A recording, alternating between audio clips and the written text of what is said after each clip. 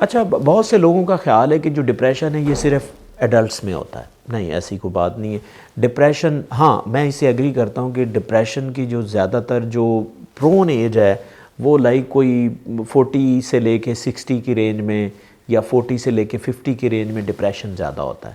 لیکن یہ نہیں کہ ڈپریشن ینگ ایڈلٹس میں بھی ہو سکتا ہے، یوتھ میں بھی ہو سکتا ہے، اور ڈپریشن بچوں میں بھی ہو سکتا ہے.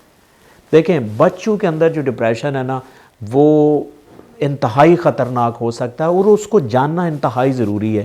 لیکن آج کی ویڈیو میں آپ کو کچھ ایسے ٹریٹس بتا رہا ہوں، بچوں کے ایسے کچھ بیہیویئرز بتا رہا ہوں کہ جس سے آپ پریڈکٹ کر سکتے ہیں کہ یہ بچہ جو ہے اس کو ڈپریشن ہونے کے زیادہ چانسز ہیں یا ہو سکتا ہے.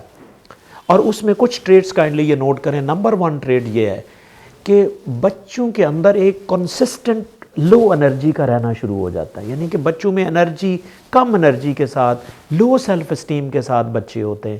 یعنی کہ ان کا کوئی کام کرنے کو دل نہیں کرتا، لائک لو انرجی ہر ٹائم. اور یہ کنسسٹنٹ کی میں بات کر رہا ہوں، یہ نہیں کہ ایک آدھ دن ان کا لو انرجی میں آپ نظر آ رہے ہیں تو آپ اس کو سٹگماٹائز کر دیں. نہیں، بالکل نہیں. کنسسٹنٹلی یعنی کہ 2 ہفتے سے زیادہ اگر آپ کا بچہ لو انرجی کے ساتھ چل رہا ہے تو this is one of the factor. Number 2 ہے بچہ آپ کا آئسولیشن میں چلا جائے، علیحدہ رہنا شروع کر دے، اس کو علیحدگی پسند. یہ کیسے آپ کو گھر میں کیسے نظر آ سکتا ہے؟ ٹھیک ہے، بچہ ہو سکتا ہے کھانا علیحدہ کھا رہا ہو سکتا ہے بچہ زیادہ علیحدہ اپنے روم میں زیادہ فکس ہو جائے، تو اس کا مطلب ہے کہ وہ آئسولیشن کی طرف جانا شروع کر دیتا ہے.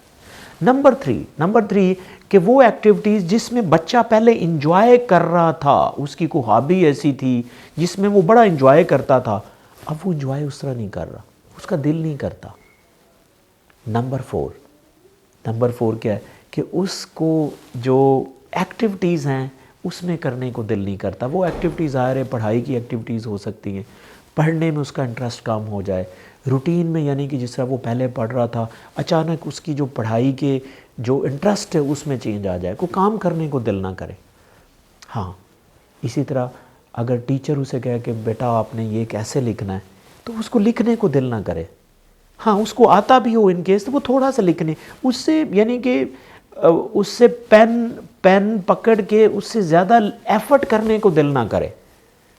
یا اگر آپ اسے کہیں کہ کوئی سٹیٹمنٹ لکھو، کیا لکھوں، آگے سے وہ ایسے بات کرتا ہے، کیا لکھوں، ہو سکتا ہے آپ کہیں کہ یہ لکھیں، 2-3 لائنیں لکھ کے چھوڑ دے، حالانکہ وہ بات کوئی 1 پیج والی ہو لیکن وہ کم لکھ رہا ہو.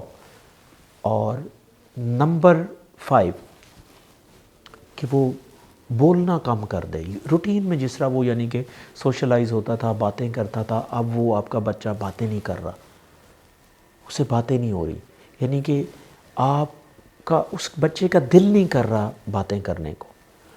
نمبر 7 اس کے ڈیفرنٹ بیہیویئرز میں چینج آ رہا ہو. آپ فرض کریں آپ کا بچہ غصے والا نہیں تھا، بڑا ریلیکس قسم کا، لیکن اس کے اندر ایک اریٹیبلٹی پیدا ہونا شروع ہوگی، اگریسو بیہیویئر شروع ہو گیا ہے. یہ نمبر 8 آپ دیکھیں کہ کیا بچے کی سلیپنگ آورز تو ڈسٹرب نہیں ہو رہے. کبھی بچہ جلدی سو رہا ہے، کبھی جلدی اٹھ رہا ہے، ٹھیک ہے، کبھی لیٹ سو رہا ہے، لیٹ اٹھ رہا ہے، کیا اس کا سلیپنگ پیٹرن تو ڈسٹرب نہیں ہو رہا. نمبر 9 میں آپ یہ دیکھیں کیا بچے کے اندر جو کھانے پینے میں تو فلیکچویشن نہیں آ رہی. یا 2 چیزیں ہو سکتی، یا بچہ کھانا چھوڑ دیتا ہے، کم کھاتا ہے، یا بچہ زیادہ کھانا شروع کر دیتا ہے، دونوں چیزیں ہو سکتی. اور نمبر 10 کے اوپر میں یہ دیکھتا ہوں کہ بچے کے اندر جو ویٹ کے اندر چینجز آتے ہیں. اسی طرح اگر بچہ زیادہ کھانا کھا رہا ہے تو اس کا اوور ویٹ ہونا شروع ہو جاتا ہے، اگر وہ کم کھا رہا ہے تو اس کا ویٹ گرنے لگ جاتا ہے. تو یہ کچھ سائنس میں نے بتائی ہیں جس کی وجہ سے آپ پریڈکٹ کر سکتے ہیں کہ آپ کا بچہ جو ہے مور پرون فار دا سیڈنس یا ڈپریشن کی طرف جا رہا ہے.